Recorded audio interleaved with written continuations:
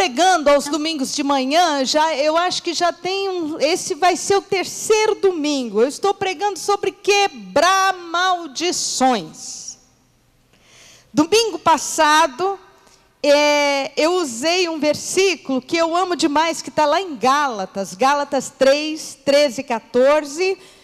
Vamos lá, vamos abrir lá em Gálatas 3, 13 e 14, porque eu quero que você grave esse versículo, que você saia daqui como um vitorioso, como uma vitoriosa, que você deixe para trás, em nome de Jesus, toda maldição na sua vida. Tem pessoas que as maldições já foram quebradas, porque elas estão em Cristo Jesus, mas elas vivem na atitude de um amaldiçoado. Elas vivem como se continuassem amaldiçoadas. Olha só, Gálatas 3, 13 e 14, vamos lá. Cristo nos resgatou da maldição da lei, fazendo-se Ele próprio maldição em nosso lugar, porque está escrito: maldito todo aquele que for pendurado no madeiro, para que a bênção de Abraão chegasse aos gentios em Cristo Jesus, a fim de que recebêssemos pela fé o Espírito, e aí Espírito está com letra maiúscula, quer dizer o Espírito Santo de Deus, o Espírito da promessa. Oh, aleluia! Em nome de Jesus, não viva debaixo de maldição nenhuma. Em nome de Jesus, viva debaixo da bênção do Senhor. Tá, então hoje levantei mais cedo hoje, né? E fui estudar a palavra, e Deus me chamou a atenção para a vida de um homem. E eu acho que exatamente porque nós temos feito a campanha da arca, eu fui pensar na vida de Obed-edom. Você vai abrir a sua Bíblia, lá em 1 Crônicas, capítulo 13. Vamos conhecer esse homem, um homem que chama Obed-edom. Vamos ler aqui, começando no versículo 3. Vamos lá. O rei Davi, né, é que fala isso aqui. Tornemos a trazer para nós a arca do nosso Deus, porque nos dias de Saul não nos valemos dela. Versículo 6. Então Davi, com todo Israel, subiu a Baalá, isto é, Quiriate-Jearim, que está em Judá, para fazer subir dali a arca de Deus, diante da qual é invocado o nome do Senhor, que se assenta acima dos querubins. A arca de Deus era uma coisa parecida com esta aqui, gente. Era uma caixa revestida de ouro, as dimensões não eram estas, eram bem maiores. Era uma caixa revestida de ouro, com duas figuras de querubins em cima da arca, querubins que são seres celestiais que protegem a glória de Deus. E esta representação foi a única coisa que Deus permitiu que Israel tivesse como representação da sua presença. Era uma figura que representava a presença de Deus. E quando Deus permitiu que o povo de Israel fizesse isso, revestida de ouro, de madeira revestida de ouro, Ele disse: ali virei a ti, no meio das asas dos querubins, ali falarei contigo. É uma representação do que existe no mundo espiritual. Nós não temos olhos para ver a glória de Deus. Aliás, quem vê a glória de Deus com estes olhos naturais, morre. Nós podemos ver pela fé através do Senhor Jesus Cristo. É pela fé através do Senhor Jesus Cristo que podemos contemplar a glória de Deus. Então era essa a representação, a arca de Deus na época do profeta Samuel. Todo mundo, acho que a maioria de nós conhece a história, foi tirada numa guerra do meio do povo de Israel, foi levada para a terra dos filisteus, depois Deus agiu lá, isso é uma outra história. E os filisteus devolveram a arca. E a arca ficou 20 anos na casa de Abinadab, um homem chamado Abinadab. Saul não se lembrou da arca. Aliás, quando Saul se lembrou da arca, a única vez que a Bíblia diz que Saul se lembrou de buscar a Deus, ele desobedeceu, deliberadamente. Deus deu uma ordem para ele e ele deliberadamente desobedeceu aquela ordem. Então aqui, Davi se lembra, Davi recém-empossado, vamos dizer assim, recém-coroado, recém-chegado, ao posto de rei em Israel, de maior mandatário da nação de Israel. E ele diz o seguinte: tornemos a trazer para nós a arca do nosso Deus, porque nos dias de Saul não nos valemos dela. E ele faz uma comitiva real e vai buscar a arca do Senhor. Você valoriza a presença de Deus? Quantos valorizam a presença de Deus? Deixa eu fazer outra pergunta para você. O que é a presença de Deus para você?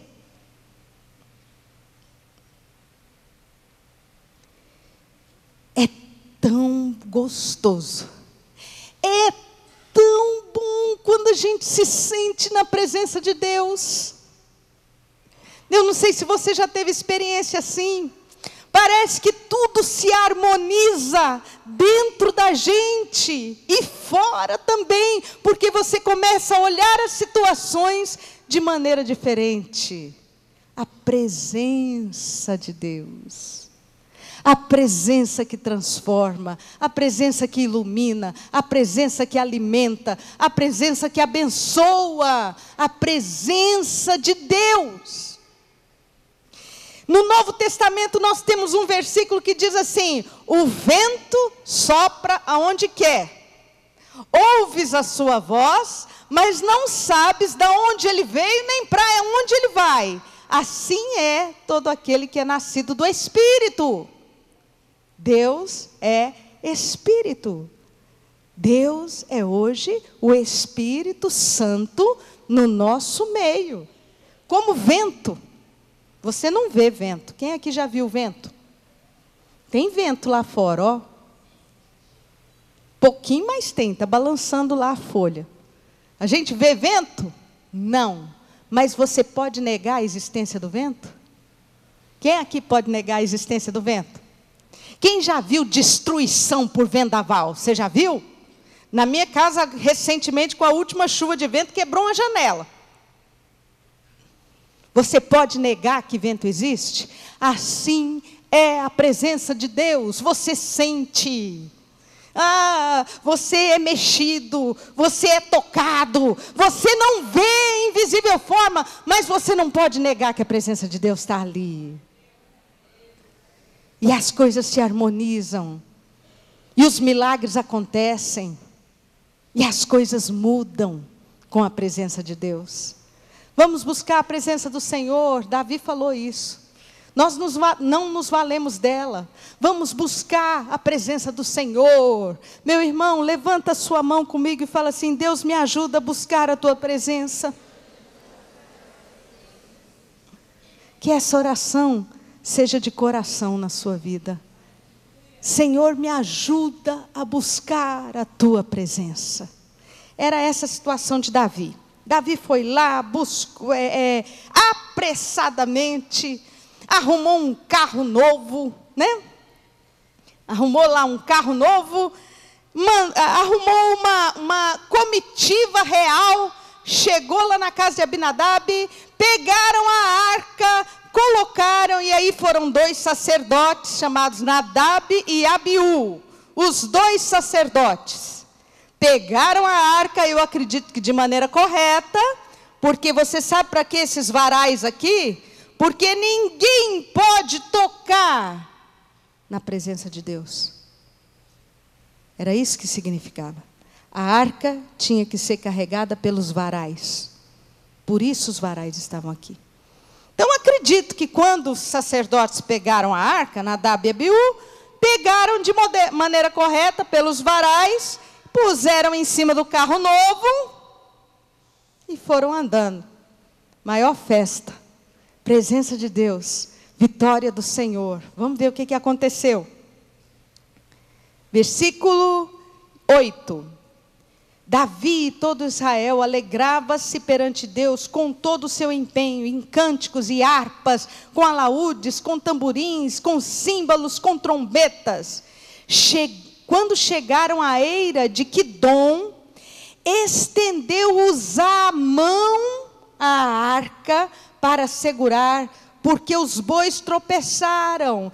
Então a ira do Senhor se acendeu contra Uzá e o feriu por ter estendido a mão à arca, e ele morreu ali perante o Senhor Deus.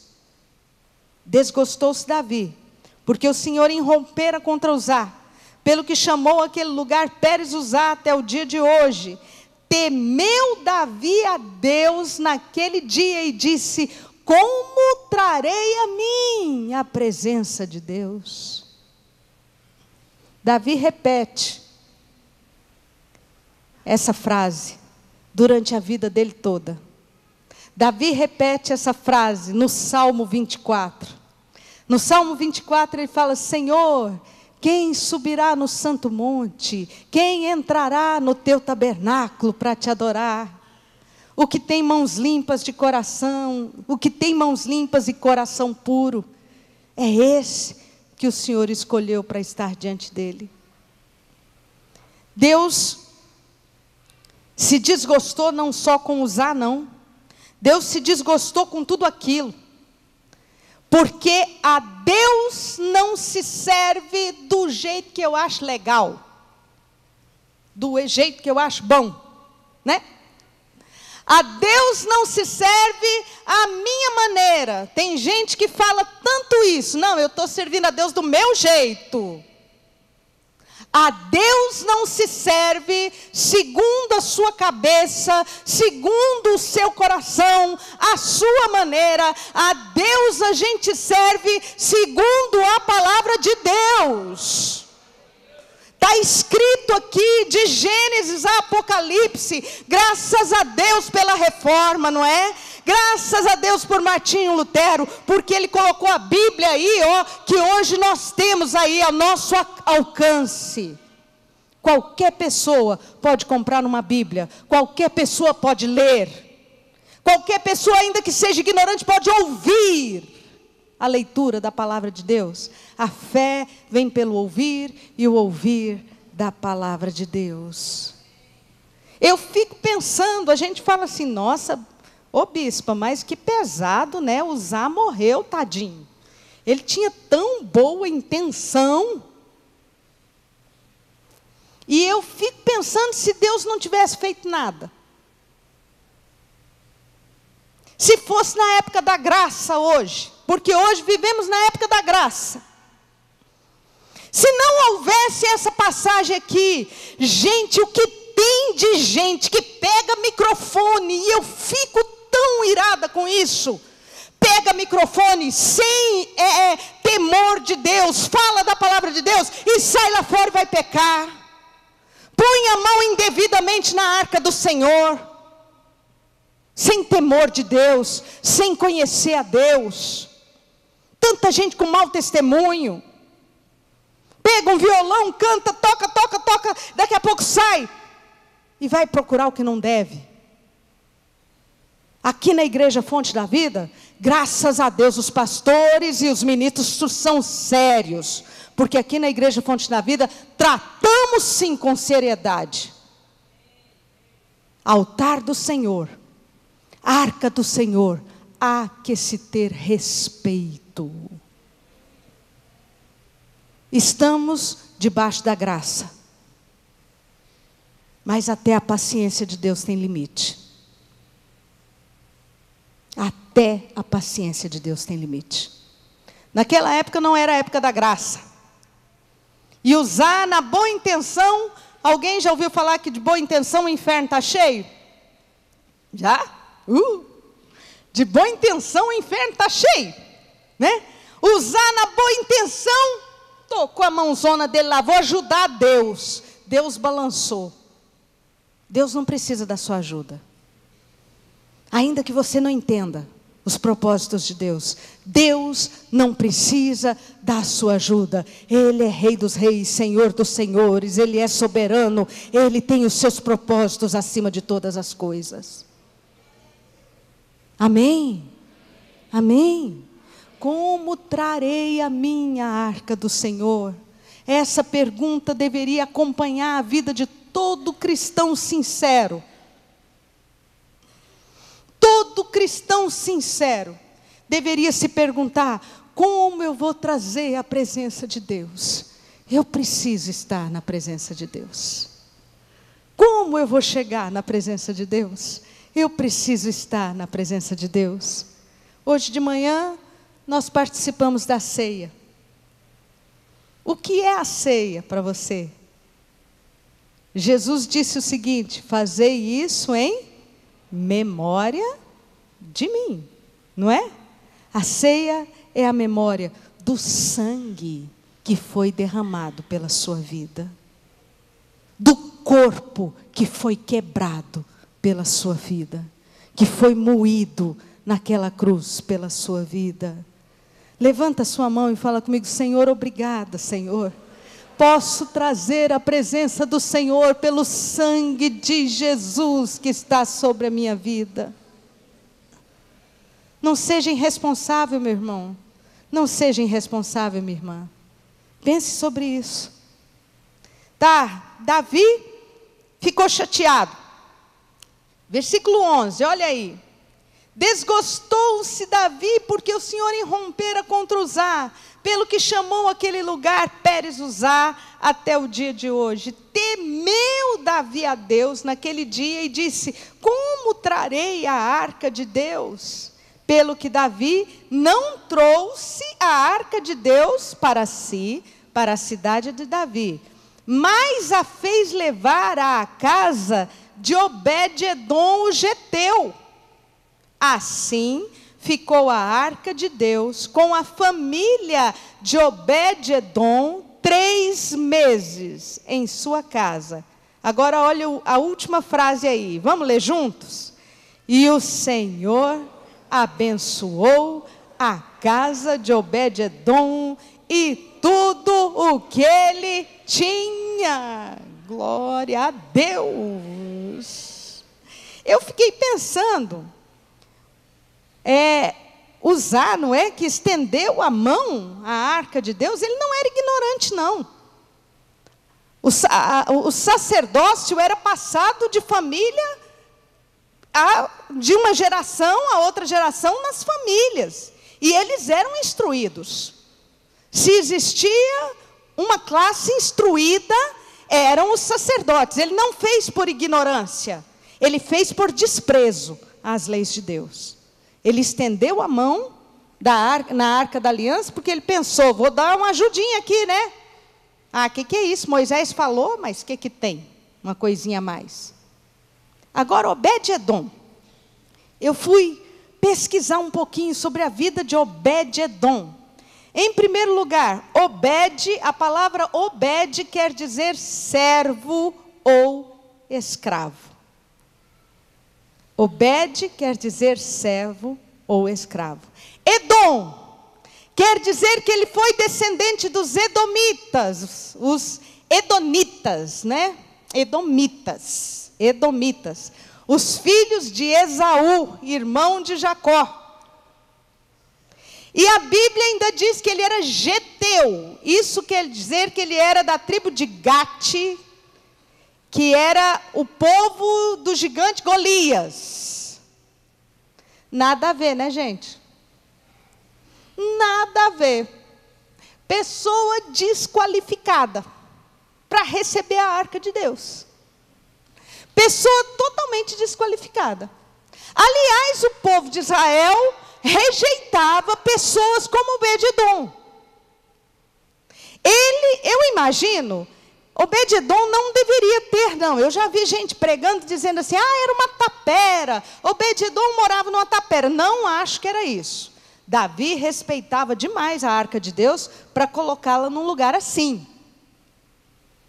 Eu acho que Obed-edom tinha uma propriedade que era à margem da estrada de Israel, à margem da estrada de Jerusalém, portanto, à margem das promessas de Deus, à margem do melhor de Deus, vivendo sempre à margem, sempre longe. Ele não estava em Jerusalém, ele tinha uma atitude de escravo, vivia talvez escravizado por problemas dentro de casa, vivia talvez escravizado pela esterilidade, falta de prosperidade. Posso dar asas aqui à minha imaginação? Acredito sim. Talvez a esposa de Obed-edom fosse uma mulher doente. Talvez um dos filhos de Obed-edom tivesse doente também. Acredito que ele tinha problemas sérios. Por quê? Porque quando Deus agiu na vida dele, todo mundo viu a diferença. Obed-edom, o geteu, nunca poderia estar numa linhagem sacerdotal, não estava contado numa linhagem dos levitas para cuidar da arca. E interessante, qual era o nome da pessoa que estava com a arca antes, 20 anos? Abinadab. A Bíblia não diz que Abinadab foi abençoado, não. A Bíblia diz que Obed-edom foi abençoado. Sabe por quê? Lá em Gálatas, a palavra de Deus diz o seguinte: de Deus não se zomba, tudo o que o homem semear, isso ele colherá. Deus conhece o coração, Deus conhece a atitude. Eu acredito que Obed-edom abriu as portas da sua casa, deve ter chegado perto do rei e falado: pode deixar a arca de Deus na minha casa. Deve ter colocado a arca de Deus na sala principal da casa. Não sei como era a divisão da casa, não era como essa divisão que a gente tem ocidental aqui, não. Mas eu imagino o ambiente principal da casa. Lá estava a arca de Deus.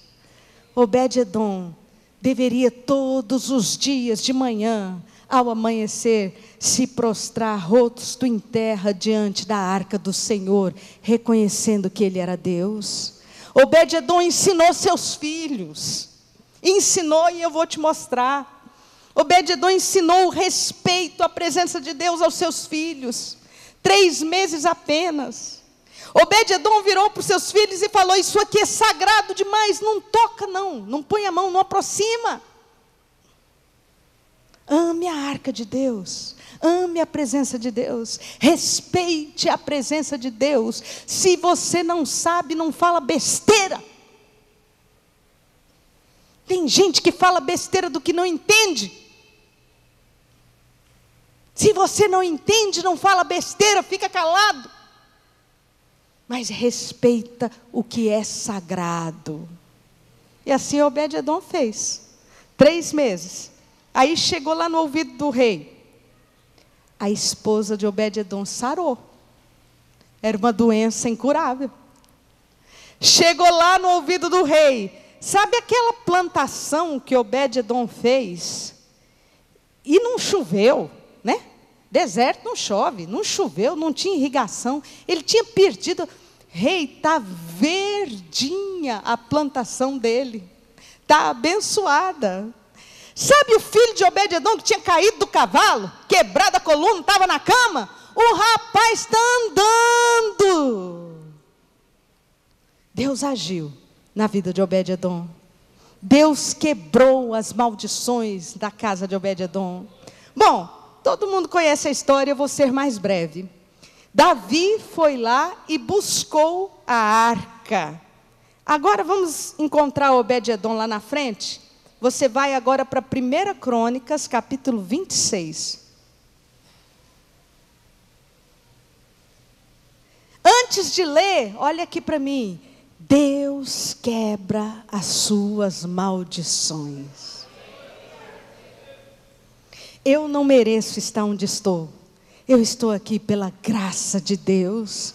Fala assim para você, fala, não mereço estar onde estou, mas estou pela graça de Deus. Então levanta a sua cabeça, o seu nariz, meu irmão, minha irmã, e anda como um abençoado e uma abençoada de Deus, em nome de Jesus, amém? Tá, olha só, 1 Crônicas, capítulo 26, versículo 4. Os versículos anteriores, na minha Bíblia está escrito em cima assim, os porteiros. Está escrito isso na sua Bíblia? Davi estava estabelecendo o trabalho na casa de Deus. E tinha porteiros para guardar a arca de Deus. Aí Davi fala no versículo 1, o nome de algumas pessoas. No versículo 2, o nome de outras pessoas. No versículo 3, o nome de outras pessoas. Versículo 4, os filhos de Obed-edom, Semaías, o primogênito, Jeozabade, o segundo, Joá, o terceiro, Sacar, o quarto, Natanael, o quinto, Amiel, o sexto, Isacar, o sétimo, Pauletai, o oitavo, porque Deus o tinha abençoado. Também a seu filho Semaías nasceram filhos. Aí fala o nome dos netos de Obed-edom. Versículo 8. Todos estes foram filhos de Obed-edom. Eles, seus filhos, seus irmãos, homens capazes e robustos para o serviço, ao todo 72 homens. Ô bispa, mas só os levitas é que podiam servir na casa de Deus. Meu irmão, Deus quebra maldições e te põe para sentar no meio de príncipes. Foi assim com Ruth, foi assim com Raabe, foi assim com Obed-edom. De escravo, desprezado, inimigo do povo de Deus, ele foi levado à qualidade de obreiro na casa do Senhor, para guardar a arca do Senhor. E não foi só ele não, seus filhos, seus netos, seus irmãos, ao todo 72 homens capazes para o trabalho, quer dizer, idôneos, abençoados, sem falar nas mulheres e nas crianças. Quantos querem quebrar as suas maldições? Você quer quebrar? Quantos creem que Deus pode virar a sua história? Bispa, eu estou aqui orando, bispa, e meu filho, em vez de estar prestando vestibular agora, sabe lá Deus onde ele está, com más companhias. Mas você está levando a arca de Deus para sua casa, essa maldição vai ser quebrada, e você vai ver seus filhos, seus netos, servindo a Deus, em nome de Jesus. Eu creio nisso. Bispa, quanto tempo vai levar? Não sei, minha querida. Na vida de Obed-edom foram 3 meses. Eu quero declarar que na sua vida, que até o final desse ano, você vai trazer a sua família para fazer o projetando na casa de Deus. Em nome de Jesus. Cristo levou sobre si dores, enfermidades, maldições, para que a bênção de Abraão viesse até a sua família. Amém?